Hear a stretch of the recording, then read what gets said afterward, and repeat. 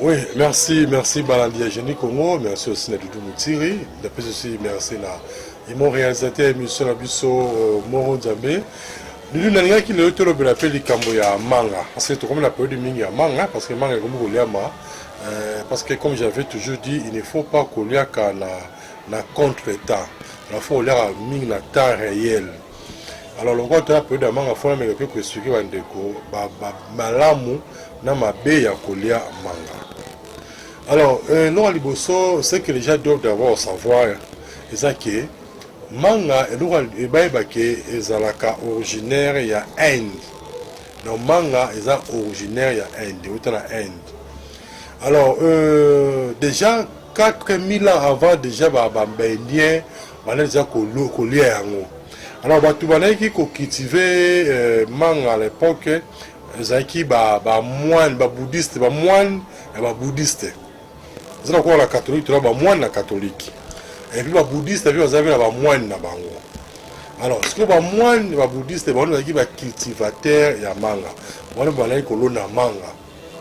Alors, vous avez remarqué, les bouddhistes, ils ont manga parmi les locaux où il y a valeur. Vous savez, non, pour ça, c'est pas moqué du tout. Mon ils ont en Europe, pays d'Europe.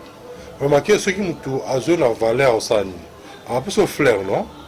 Attends, tu me bats, le monde, ça, c'est plus la moisson, le monde, après, c'est flair. Donc, après, c'est flair, déjà, moi, c'est 4, ça accompagne, c'est que mon toyo, a donné l'inganga ma casse, a donné quoi porter dans mon thème, là, c'est qui tient, ben, européen. Maintenant, ce qu'on a bouddhiste, pour la baron, sur la pêche au manga, ça a signe amour. Alors, pour l'année, pour la baron, ça a manga, un signe amour. Parce que chez les bouddhistes, ils disaient toujours que Bouddha a se méditer, a la méditation na séanzete à manga. Donc Bouddha a se méditer mingi na séanzete à manga. Donc c'est sous le manga que Bouddha méditait. Vous voyez, donc c'est dans ce sens-là on disait que non. Bouddha a mingi méditation na mingi. Na séanzete à manga, c'est que manga zanzete moko ya valeur. C'est dans ce sens-là. Alors, et qu'on arrivait pour la Bissau Scott, mais moi, c'est vrai, manga, déjà 4000 ans avant, nous on est déjà en Inde, mais il y a dans le 16e siècle, il y a en Afrique. Après Afrique, il y a maintenant en Amérique. Donc, on est en Amérique. En Europe, il y a un retard. En Europe, manga, il y a vers le 18e siècle. Les manga, il y a na Katia. Na école d'Europe. Vous voyez, alors, manga aussi que manga c'est les fruits les plus consommés dans le monde, après la banane. Parce que vitamine les manga kasi après manga, elle est parmi les fruits le plus consommés. Par rapport à la vertu à manga, parce que toujours dans l'histoire il y a manga. Il faut que la variété puis à manga, voilà puis ça va propriété à manga.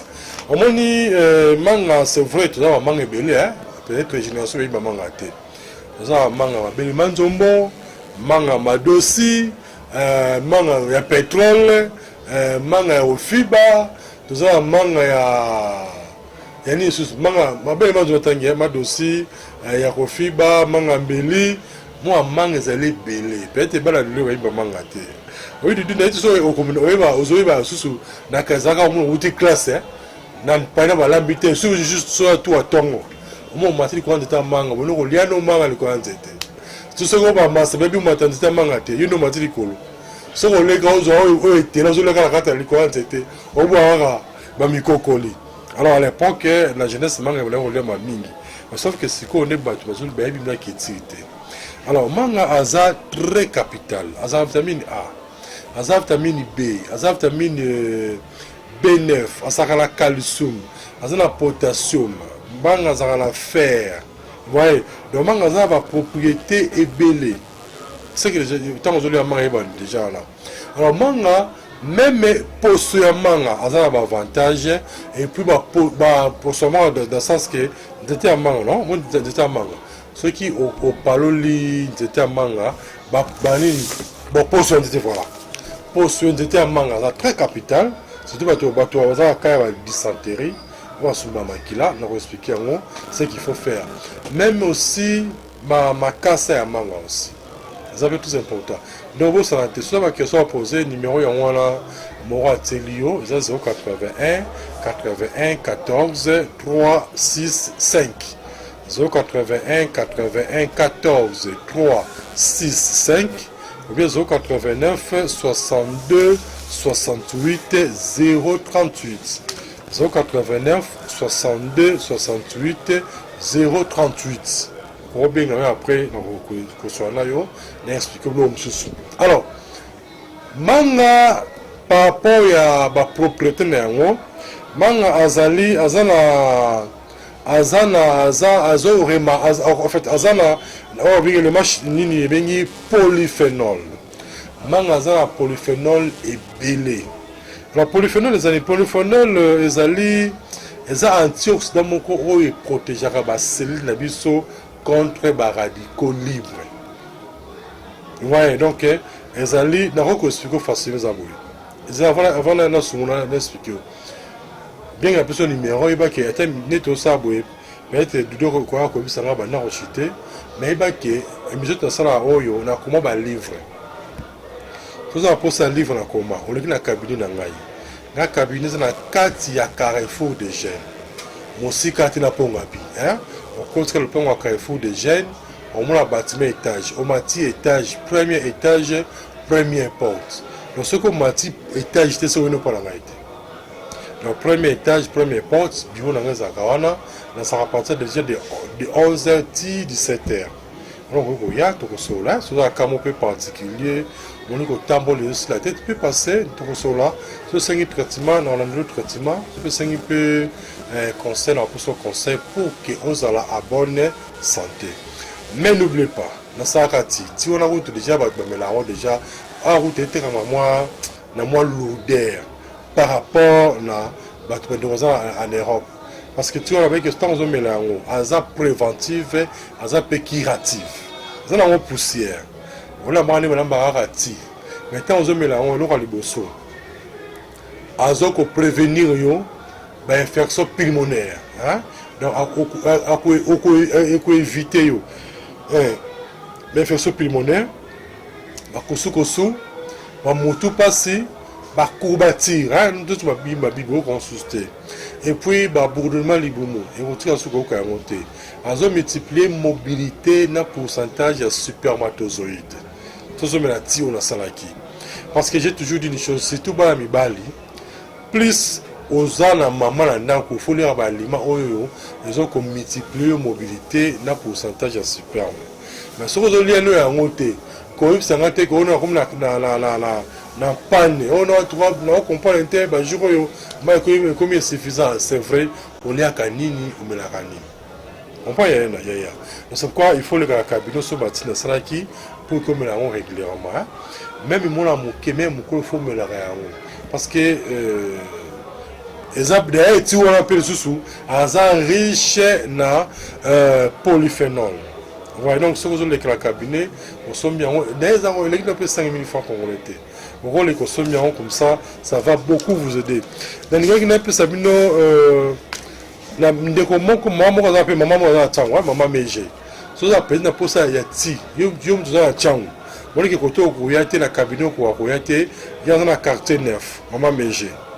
On bien à 089 73 59 619 089 73 59 619.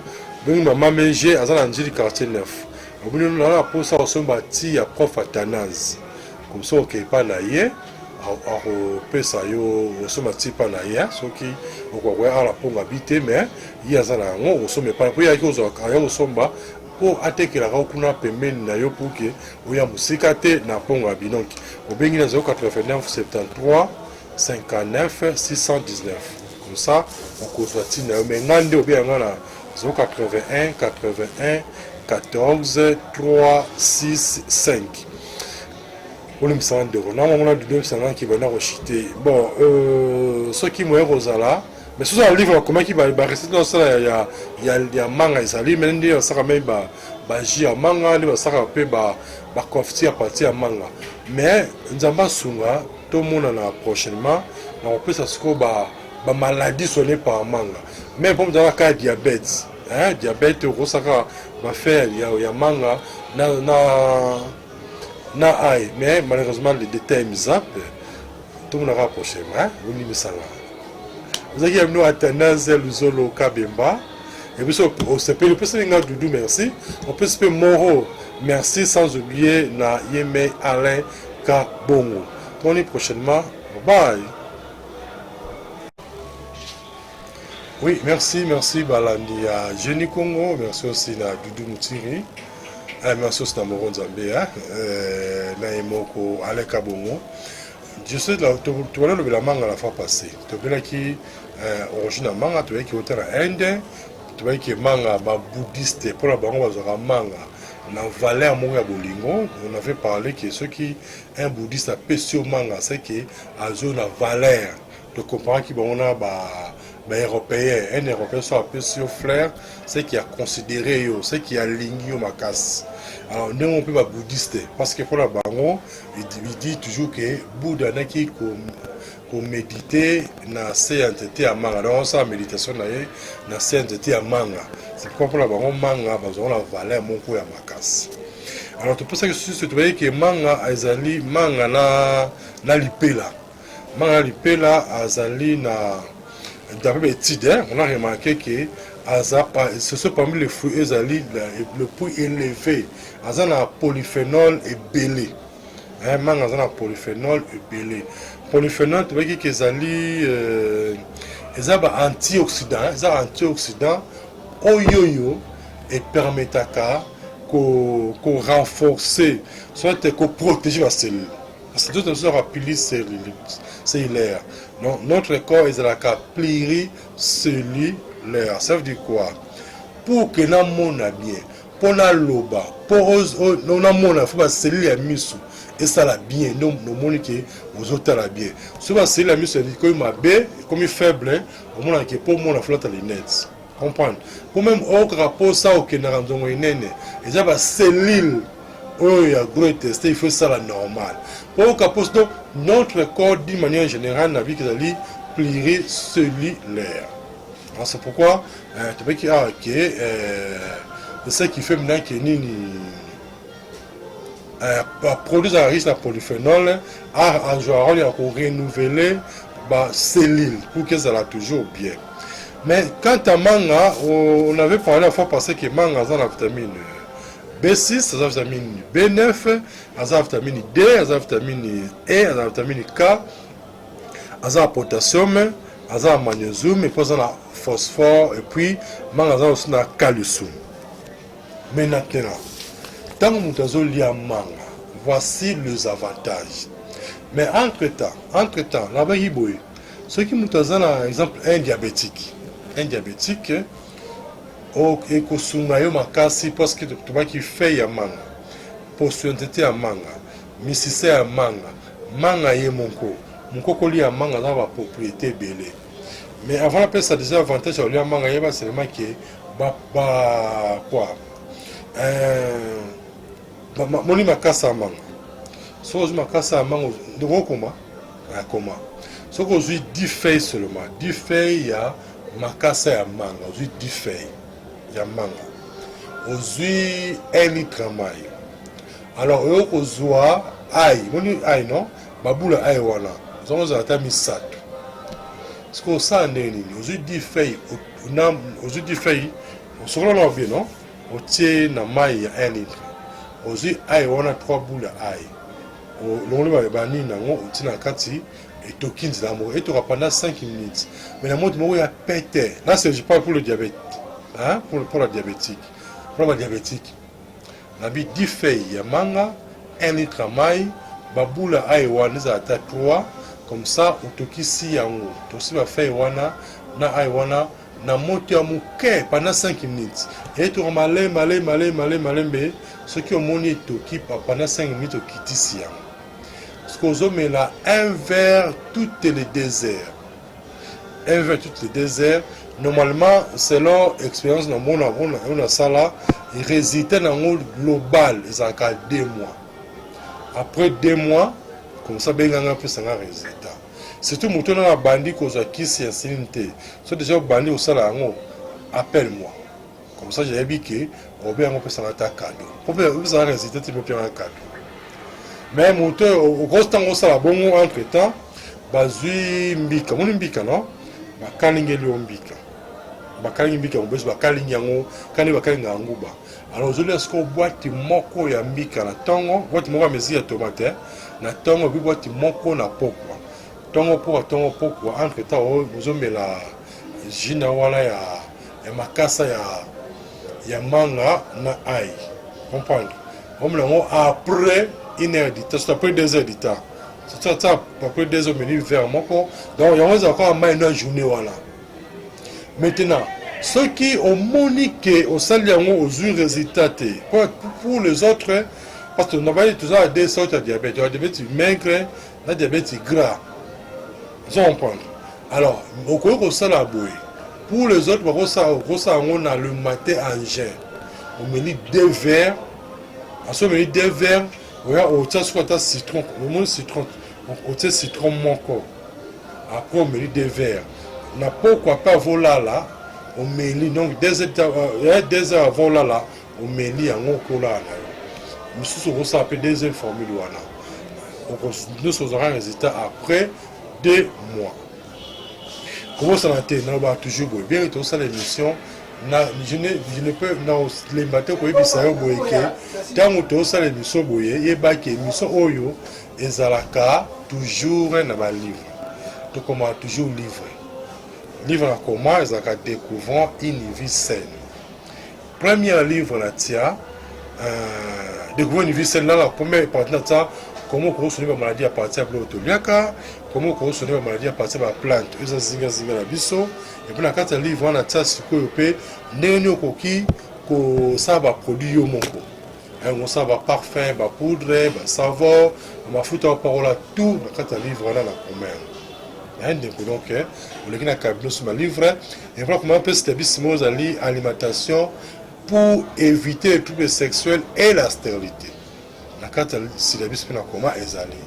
Mais n'oubliez pas, on est toujours à la une. Les alliés, tu vois, j'espère, Doudou, il faut se mêler, tu vois, il peut s'attendre des résultats. Tu vois, les alliés, tant qu'ils ont aza préventive, aza pe curative. Nous allons expliquer maladie sur par mangue. Là, nous allons communiquer dans le pays. Si on est aza préventive, aza pe curative. Tant aux hommes là yango. Eza ekobi kisayo, soit eko salake, on peut la tirer mal au là-bas, infection pulmonaire, ba kosu, ba courbature, ba bible dans autres, tu vois comment on se soutient, ba mutu passe, kosu. On peut se sentir en côté. Et puis, ils ont multiplié mobilité dans le volume et les spermatozoïdes.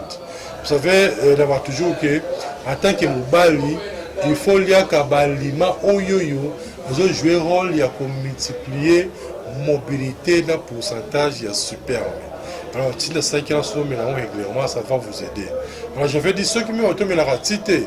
Bon, là, maintenant, poto, il y a deux cuillères à soupe. Il y a tiwana, il y a poussé non ouais, on imagine pour le côté là, on met l'une envoyer mon sang là, soit n'a pourquoi, bah l'embellir pour le poteau, bâti. Mais blanc on a lia, blanc mis en sauce. On dit cuire mon soupe, la blanc en sauce mélangé, on dit un mot comme ça au moins en ligne au sungayo. Donc moi rapidement bon rapide de limisanga la personne déco. Avantage on lia manga comme ça, prochainement tu reconnaît après. Donc, tout le monde liboso et qu'on prévenir une maladie à cancer et qu'on réduit le risque et qu'on nettoie la veine et pour éviter la maladie il y a la santé et puis ils ont maintenir jeunesse à peau pour renouveler la cellule à peau et puis ils ont améliorer une bonne digestion tant que manga et puis ils ont stimuler concentration na mémoire pour qu'on aura bien on a mémoire à malamu. C'est la consommation régulière, il y a manga. Et puis ça va aussi vous prévenir l'anémie. Doudou, ils ont un souci dans ce cas-là. Moi, j'ai un longtemps. J'ai un livre, moi, j'ai mon ami merveilleux, mon ami merveilleux, Paul. Alors, mon livre, on les a qui moi, mais voilà, c'était ma Messi, ma citoyen. Après, si yo, qui n'est autant, livre, page, on peut ça, on peut ça idée générale. Mais moi, le soir, on peut ça, page, mon kakatanga. Au moment où on entend Nicolas, là. Donc, par rapport à quoi? Mauvaise alimentation. Juste dans le monde, mine pour moi, le tiba. J'ai quand on est à 25 imams. Alors, nous prenons tout le monde bien le pain. Maintenant, c'est tout le monde à porter le mail. Mais, n'attends un mot aussi sur le, on va mettre bill, on va kumba nitaka, kumba nitaka. Bravo, ça va être un zango, on va être kede, même un zango va kede, ba mataka, ba bill. Et bien, tu sous terre. Ah. Pour le sang de la souka. Petit prochain, on peut suite fait avantage à consommer manga.